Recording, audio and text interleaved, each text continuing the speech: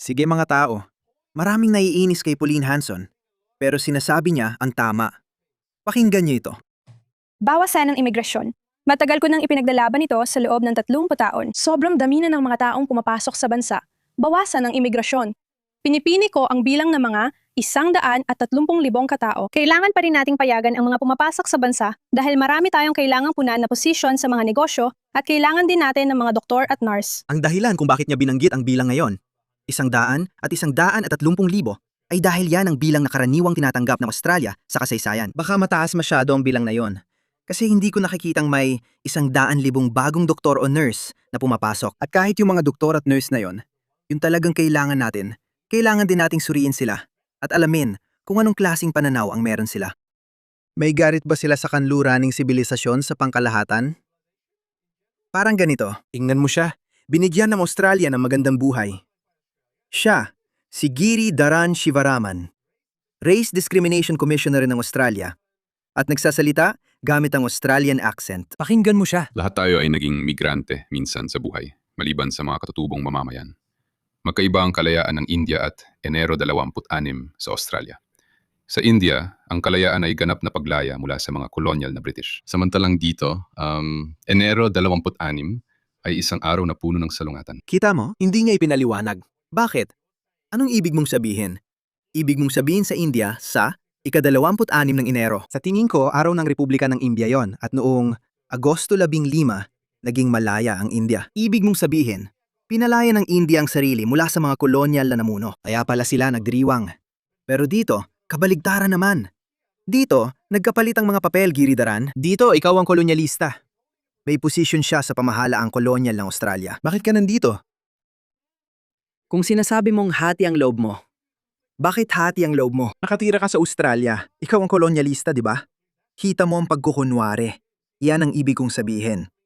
Tingnan mo, may aboriginal na populasyon sa Australia. Sila ang mga katutubo ng lupaing iyon. Sige, kailangan lang nating pakinggan sila kung ano ang gusto nilang sabihin o kung ano man ang mga hinanakit nila. Hindi na kailangan mag-angkat na mas maraming tao mula sa labas. Sinasamantala nila ang kolonyal na kapangyarihang ito o ang kolonyang pinamayanan ng mga dayo na itinayo sa ninakaw na lupa, tapos sila pa ang pinagsasabihan ng mismong gobyernong kinabibilangan nila. Parang, ano ba yan? Bilang migranteng mula India, doon ako'y pinanganak at dumating dito nung bata pa ako. Naipadala na. Hati ang loob ko tuwing Enero 26. Iniisip ko kung ano ang ating ipinagdiriwang gayong nasa lupang ninakaw tayo. Kailangan nating magsabi ng totoo tungkol sa kasaysayan ng lupang ito. Kung magsasama-sama tayo, dapat ito'y batay sa katotohanan at katapatan. Sa tingin ko, pati ang mga migrante. Katotohanan at katapatan, sabi niya. Ikaw ang kolonyal na kapangyarihan ngayon, pare. Bumalik ka na lang. Dapat nilang maunawaan ang sarili nilang kinalalagyan. Kaya nga, kahit tama si Pauline ang nagsabi, si Pauline ang nagbanggit ng bilang na 100 at 150,000 tao. Dahil yan ang historical na tinanggap ng Australia. Nang dumating ako sa Australia, parang ganun din ang bilang ng mga taong pumapasok noon. Ngayon, 2 dekada na ang nakalipas mula noon. 23 taon ang lumipas.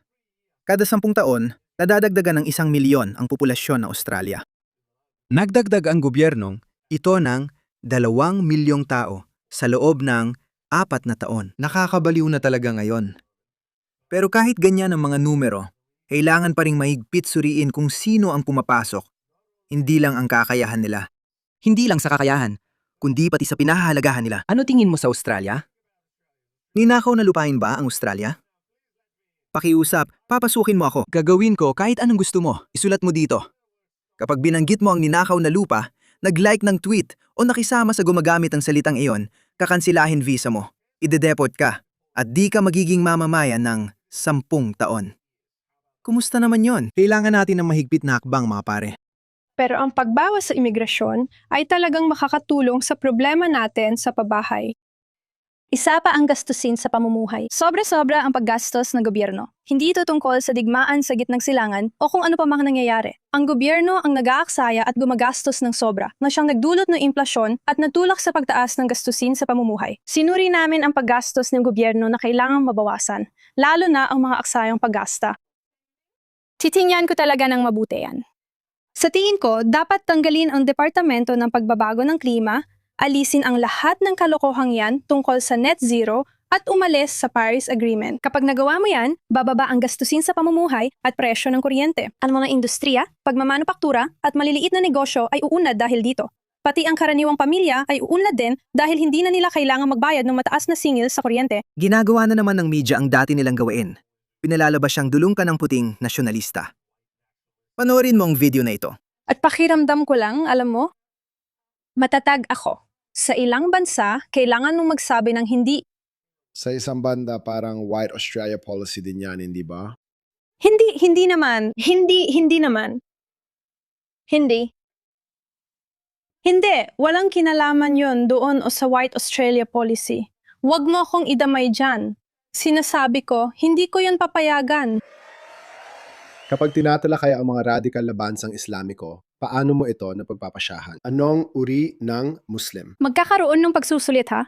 Sige, sasabihin ko sa'yo. Matagal ko nang sinasabi ito. Dapat may questionnaire at kailangan natin silang bantayan kasi hindi nila kayang pigilan ang sarili nila pagpasok nila.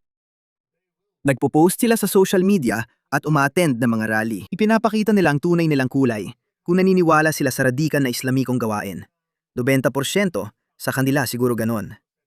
Tanungin mo lang sila, pasensya na. Sa tingin mo ba tama ang ginawa ni Propeta Muhammad? Napakasalan si Aisha noong 9 na taong gulang pa lang siya? Kundinahin mo ba si Muhammad? Hindi, pasensya na. Hindi kita pwedeng papasukin. Pasensya na. Good luck sa'yo. Pumunta ka sa Inglaterra. Nasakop mo na yon pero hindi ka namin hahayaang sakupin ng Australia. Hindi ko gagawin yon. Hindi namin inilabas ang alinman sa mga taong iyon mula Gaza. Isang araw lang silang naimbestigahan. Paano natin malalaman? Oo, tingnan mo to. Pasensya na. Sige, sasabihin ko, hindi ko sana inilabas ang alinman sa mga taong iyon mula Gaza. Ano pa? Isang araw lang silang inimbestigahan. Paano natin malalaman kung sino sila? Tanungin mo ang Britanya, Alemanya, Pransya at iba pang pumunta roon. Pumunta ka at tanungin mo sila kung maayos ba para sa kanila. Magandang punto yan. Ang gobyernong Albanese ang nagdala ng 4,000 tao mula Gaza. Bahagi lang yan.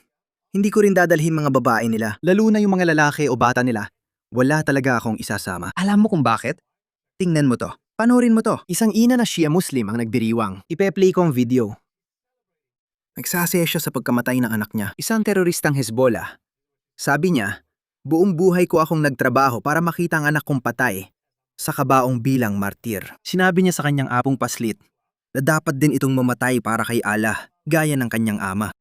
Ito ay isang kulto ng kamatayan. Si Anthony Albanese ay nagdala ng 4,000 sa mga taong ito. Ang mundo ay 5 minuto. Tingnan mo kung gaano siya kasaya. Bakit hindi? Tingnan mo kung gaano siya kasaya. Ay at ano yan? Iyan ang batang paslit. Sinasabi niya na siya ang magpapalaki sa kanya. Mamamatay siya para kay Allah. Sila ang pinoprotektahan ng mga tiwali.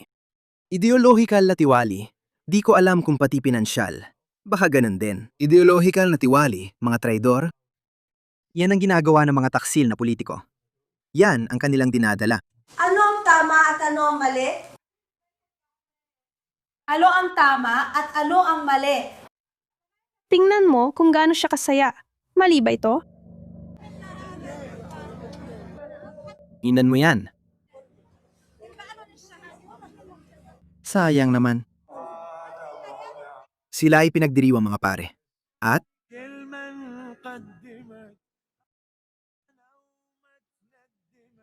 kaya nga. Ulit, alam nyo ba?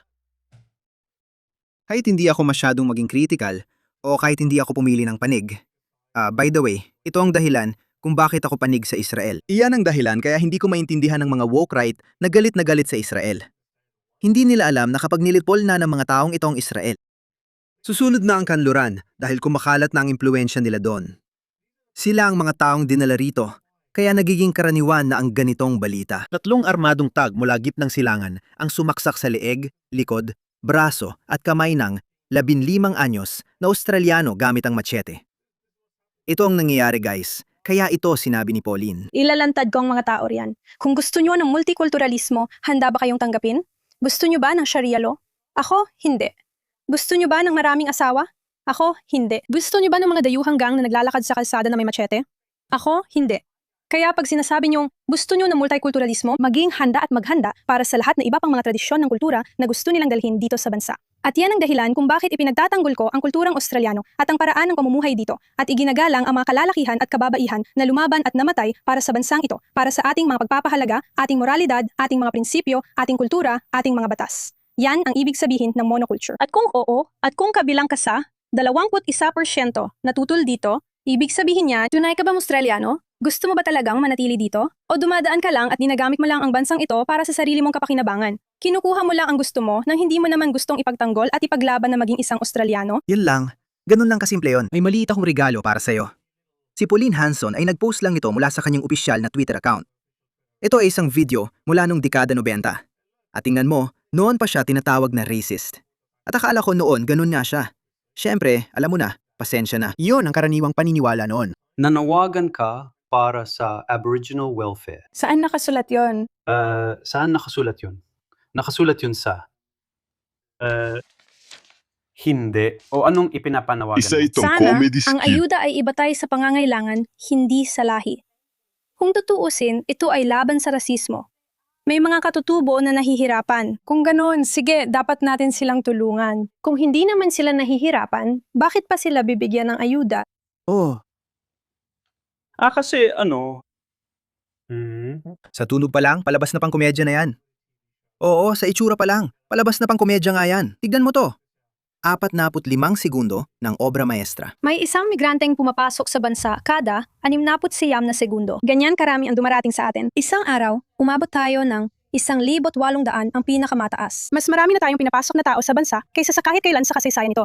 At pinag-uusapan pa rin nila ang pangangailangan sa migrasyon. Noong pagitan ng 22 at 23, nagpasok tayo ng 739,000 katao. Sa totoo lang, 51,600 at 5 lang ang may kasanayan. Ngayon, ang mga kasanayan nito ay maaaring mga manikurista, masahista, kung ano-ano pa. Mga gumagawa ng kebab, gaya sa Inglaterra. O hindi naman talaga kasanayan dahil doon sa 50. 1,600 at 5. 1,800 lang ang nasa industriya ng konstruksyon.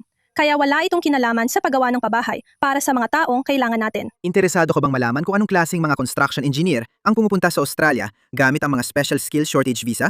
Tingnan mo ito. May mga basurang bahay sa paligid. Handa ka na bang makita ito?